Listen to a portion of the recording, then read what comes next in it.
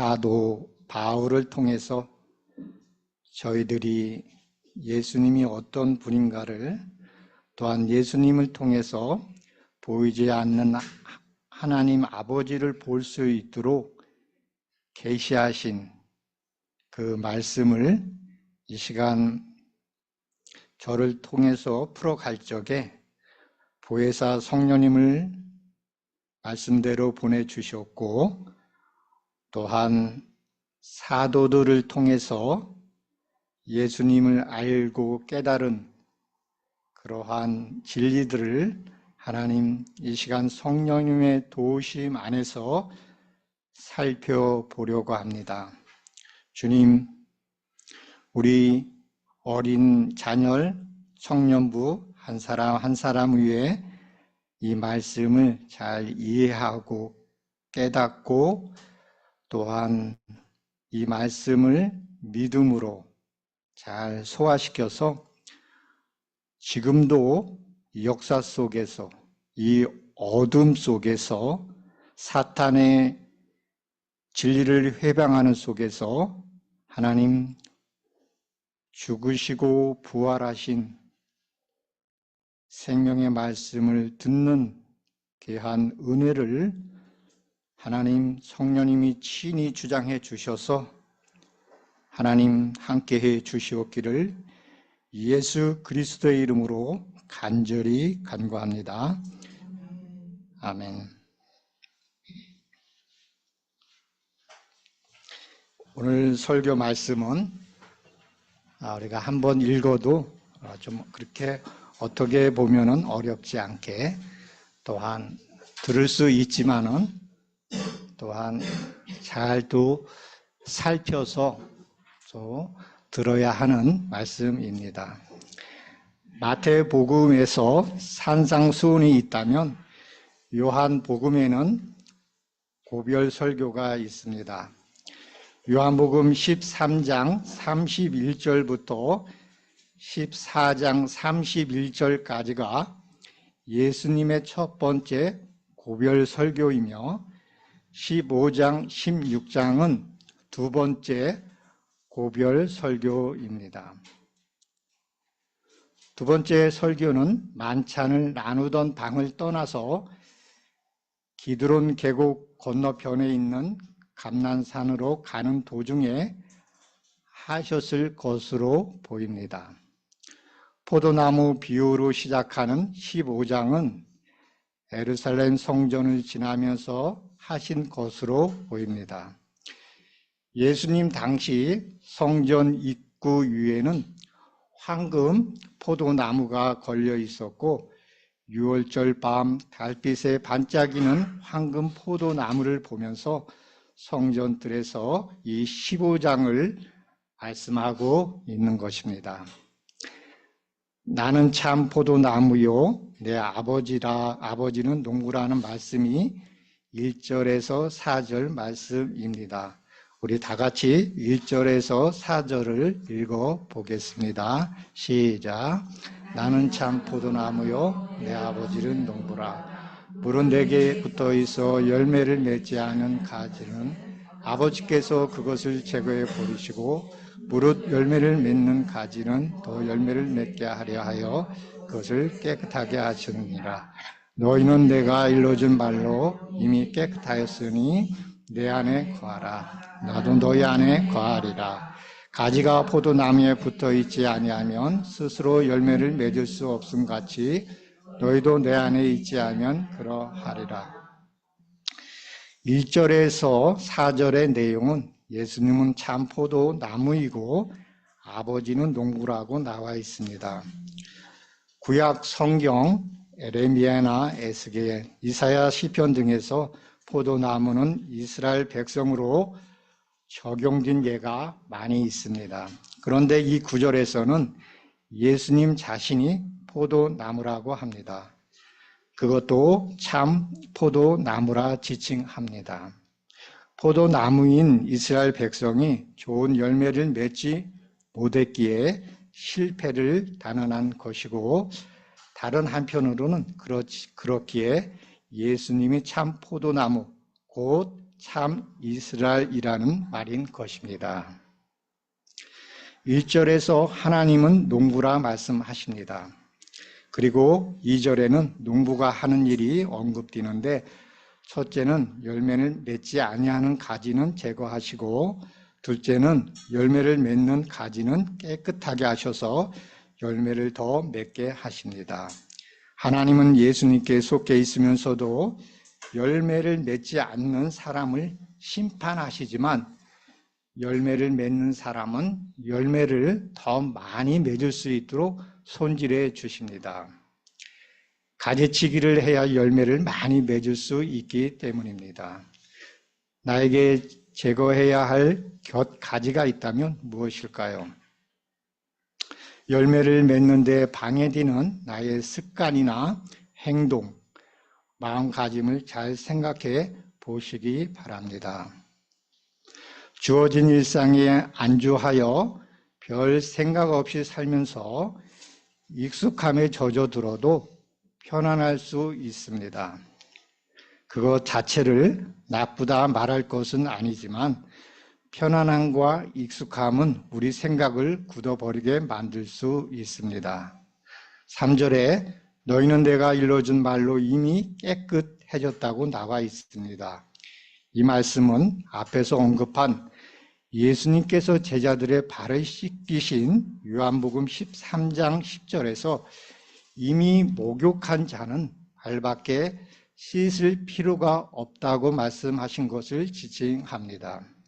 4절에는 가지가 열매를 맺으려면 예수님 안에 거할 때에 그리고 포도나무이신 예수님께 붙어 있을 때 가능하다고 합니다.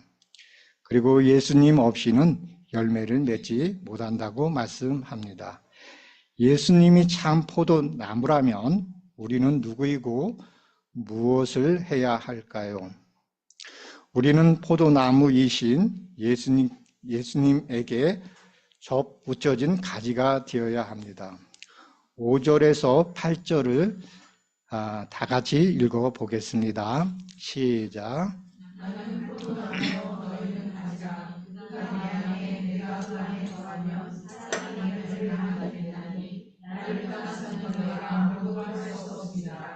사람이 내 안에 거하지 아니하면 가지처럼 밖에 버려져 나가나니 사람들이 이것을 보다가 밖에서 사라지느니라. 너희가 내 안에 거하고 내 말이 너희 안에 거하면 무엇이든지 원하는 거하라. 그리하면 이루리라. 너희가 열매를 많이 맺으면 내 아버지께서 영광을 받으실 것이고 너희는 내 제자가 되리라. 네, 감사합니다.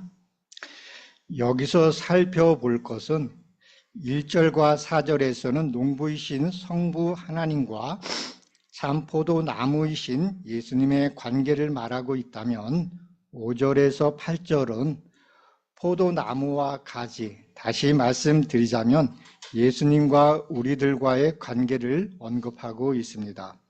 5절은 우리가 예수님 안에 거해야 열매를 많이 맺으며 예수님을 떠나서는 아무것도 할 수 없음이라고 나와 있습니다. 이거 보이십니까? 이게 가지이죠. 이렇게 열매가 없을 적에는 이 하나님이 어떻게 하신다고 여기 나와 있습니까? 우리 6절을 다 같이 보겠습니다. 시작. 사람이 내 안에 거하지 아니하면 가지처럼 밖에서 나가나니 사람들이 그것을 보다가 밖에서 사라지느니라. 네, 이 마른 가지가 열매를 맺을 수 있을까요? 네, 없습니다. 그러면 이 마른 나뭇가지는 어떻게 될까요? 우리 6절 말씀이 읽은 것과 같이 불에 태움을 받을 수밖에 없겠지요.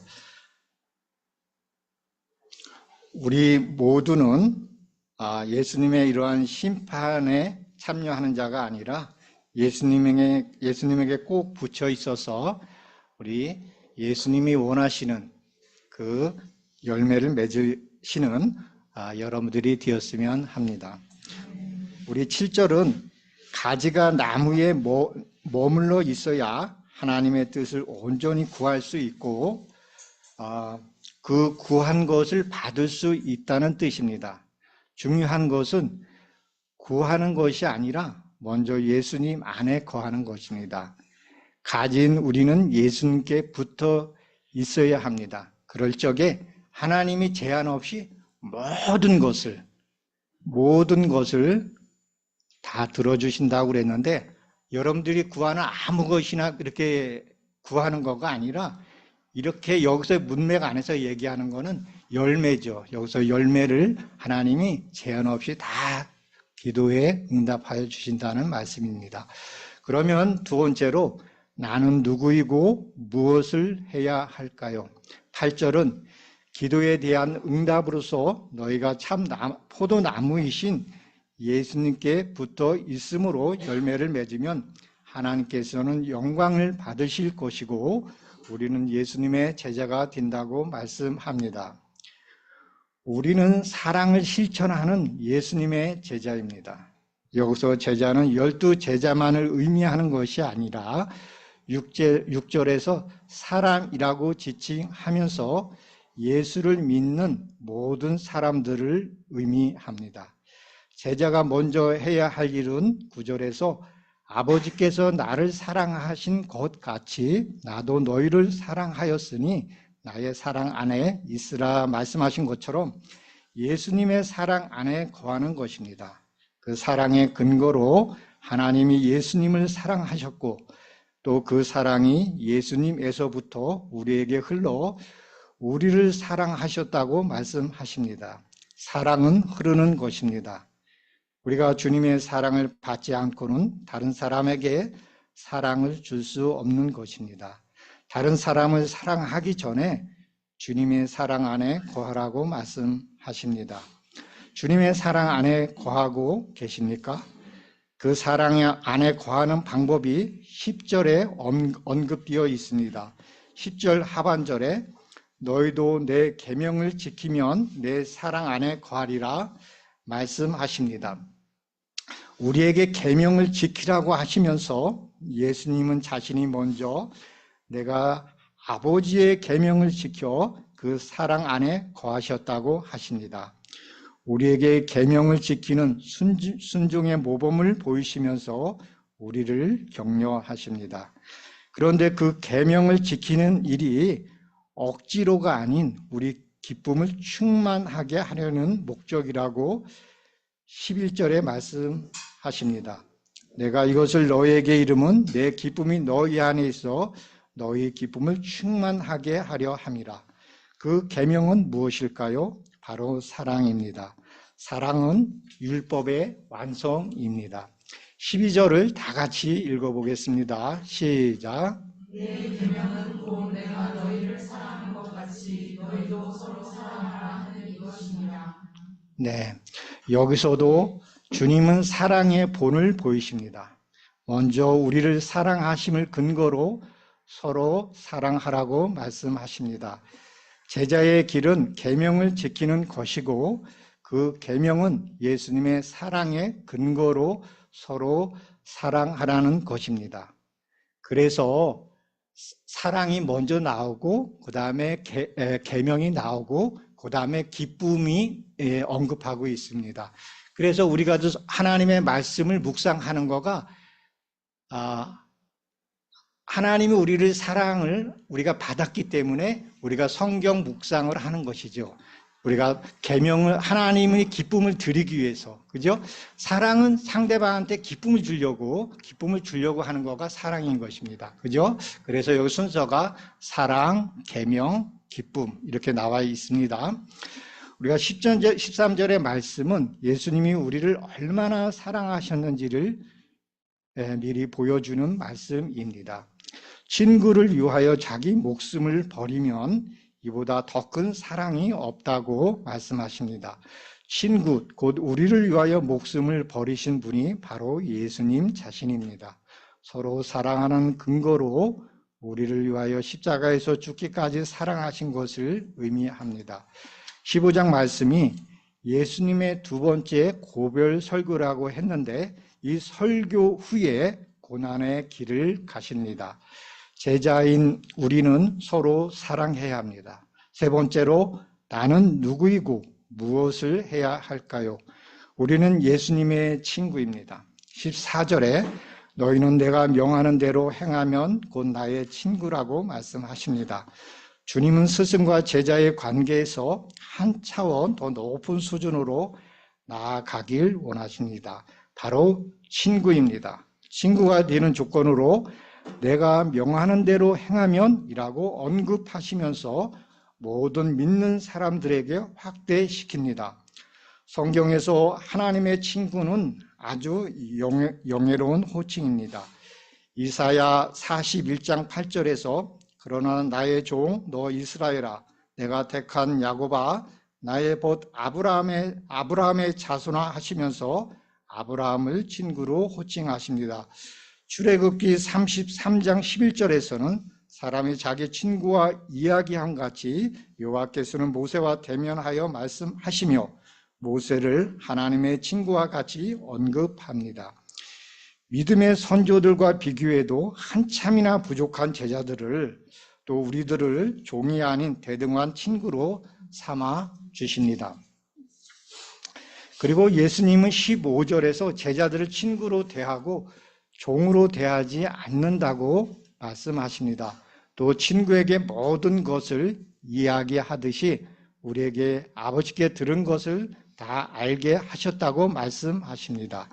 우리는 주님과 친구가 될 만한 어떤 것도 없지만 주님이 먼저 우리를 택하셨습니다. 주님이 전해주신 하나님 아버지의 말씀을 잘 듣고 거기에 기도와 사랑으로 반응하는 주님의 친구가 되어야 합니다.